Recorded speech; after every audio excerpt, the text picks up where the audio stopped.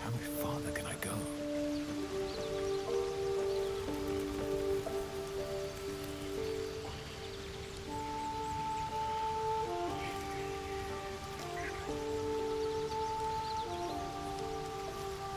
The Blade of Frontiers at your calling.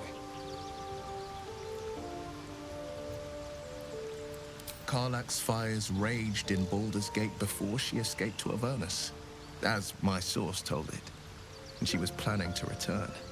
One of the archdevils Zariel's own, chaos incarnate, a devil with pure fire for a heart. I made my way to Avernus to stop her. She fled from my reach, even climbed aboard the Mind Flayer ship as it screeched through the hells. I followed in close pursuit. I can't bear to imagine the lives Karlach might be taking, the damage she might be doing.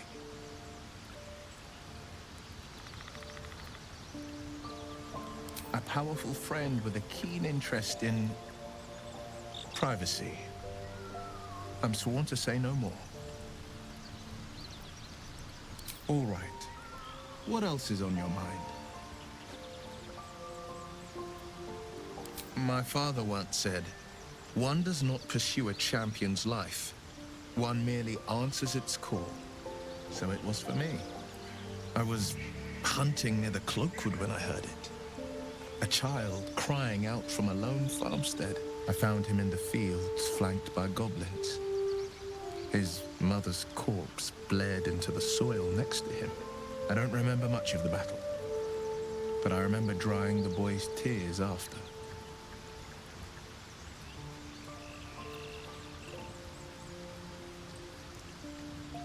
Proud? No. Angry. Angry at the monsters preying on innocents.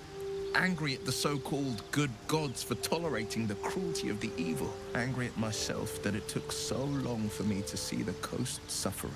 The frontiers demanded a blade, and so I heeded.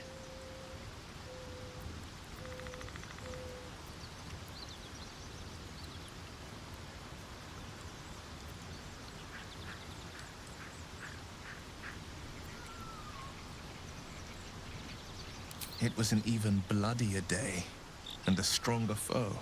It's made from pure bloodstone, carved from the Galena Mountains just north of the Moonsea. A reminder that sometimes blood must be shed and sacrifices must be made.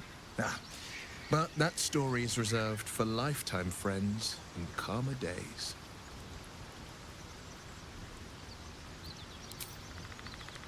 Tiny grooves spider across the eye's surface. It resembles a sending stone used to confer with distant contacts. A sending stone? Nothing so special, I assure you. His breathing quickens, his jaw tenses. Will is keeping something from you.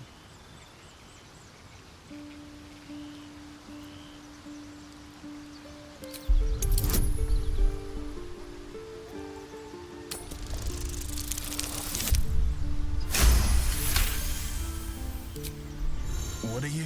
Your mind lurches, reeling suddenly as if bitten. Your right eye vibrates, and a woman's voice echoes in your head. I've a sweet tooth, and devils on the menu. Beyond the voice you find only shadow. A piece of Will's mind locked away from intruders. Keep out of my mind. I told you, the eye's a rock, nothing more. And that's the end of it.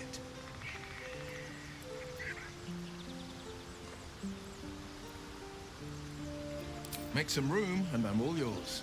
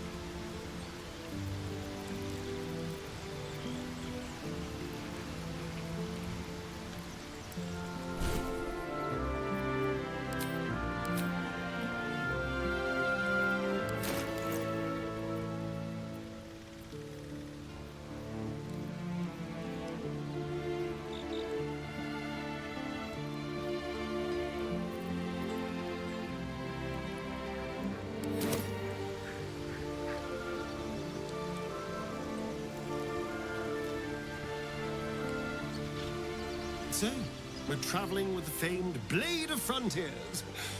I feel safer already.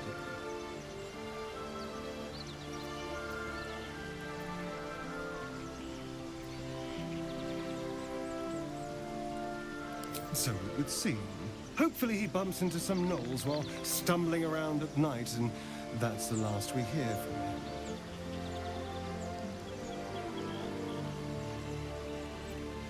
I didn't do anything.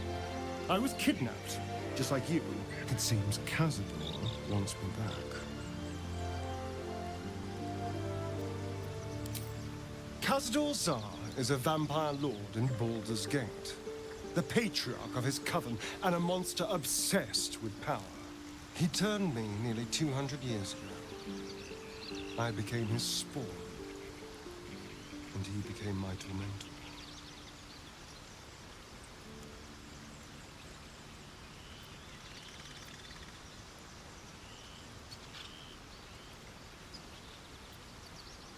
It was him, I'm sure.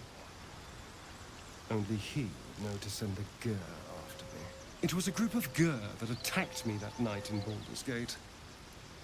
I would have died had Cazador not appeared and saved me. Well, he didn't mention the slave clause at the time. And now he sends a Gur monster hunter for me. It's a message. He's reminding me of his power. Even in the middle of nowhere, he can reach me. And he wants me back.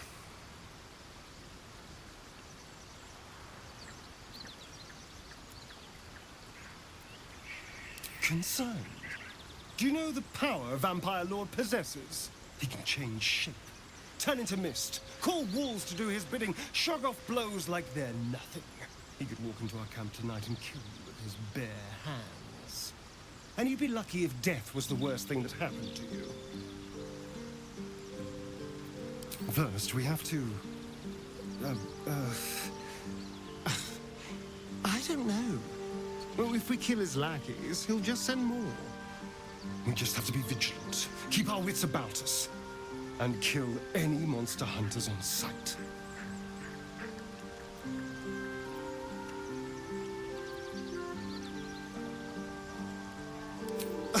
Darling, I'm hurt. I thought we had something special. I guess I'll spend my evenings lounging here while you do all the hard work. It sounds awful.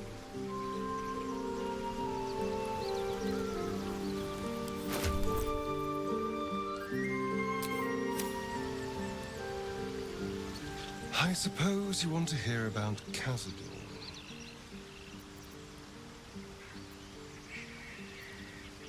Oh? Then what do you want?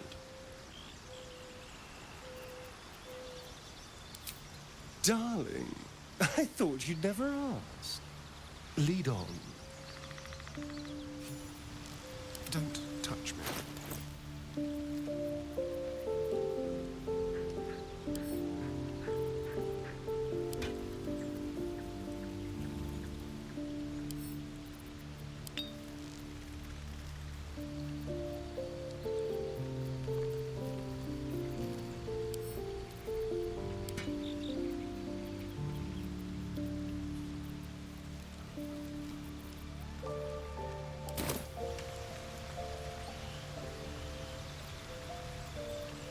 Things have stayed interesting.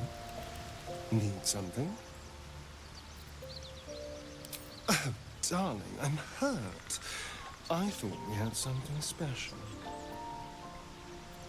I guess I'll spend my evenings lounging here while you do all the hard work. It sounds awful.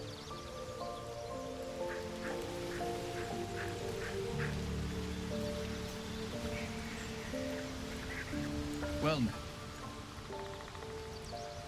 That's the spirit. Sharp as ever.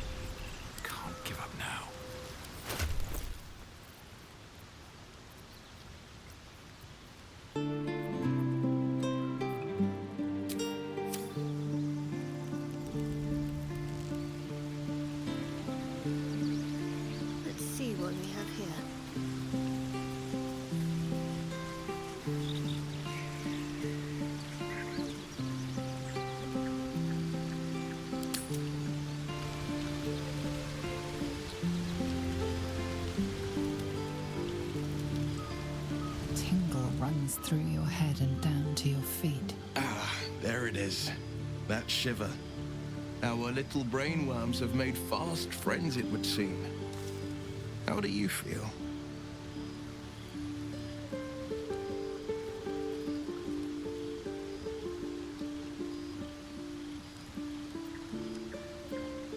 It's natural to suffer a touch of worry, but an elithid worm should be causing more than mild anxiety. Before the elithid's unscheduled surgery, I'd felled hundreds of beasts and a fair few fiends. The tadpoles weakened me, suppressed greater talents, but beyond that, I've showed no signs of turning. No nausea, no pain, not even a hot flash.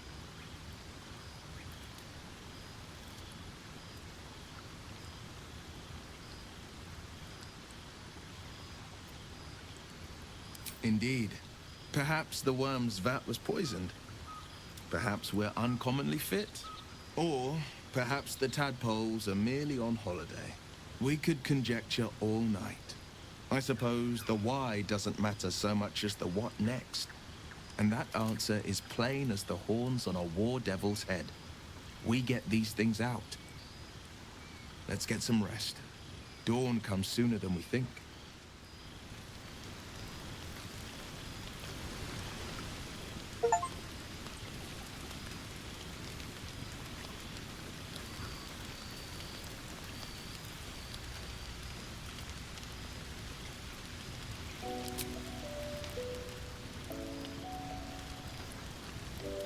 There you are, my friend.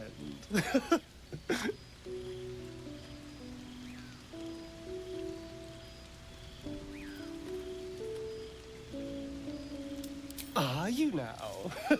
Don't make promises you can't keep, darling. Thankfully, I've had my needs met this evening. I found a bear. He took a little of my blood. I took all of his.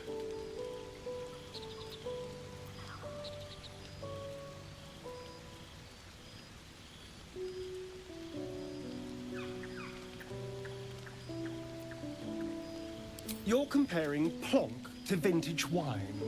You can make merry with either, but they're not the same. But Cazador fed me rats and bugs. And when you're used to drinking from a sewer, even plonk is a marked improvement.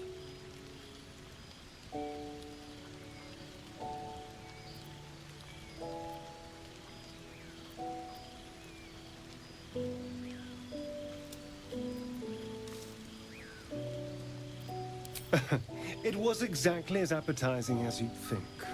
Still, that was the past. I'll never have to grovel for him again.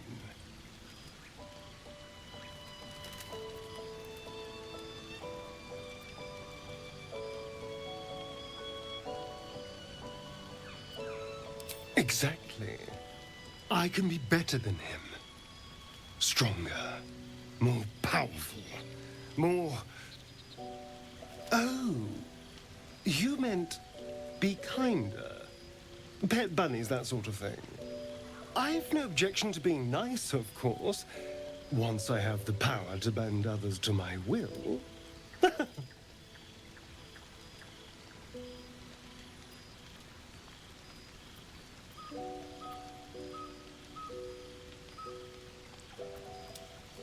Well, yes. You can't look at the world and tell me I'm wrong.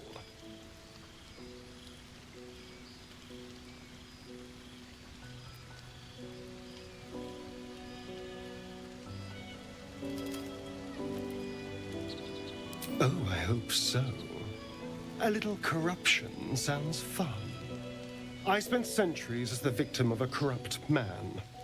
It was the mind flayers that plucked me away from that. They gave me a gift. The strength to take my own freedom. I'm embracing this power. You should too. Can't slow down.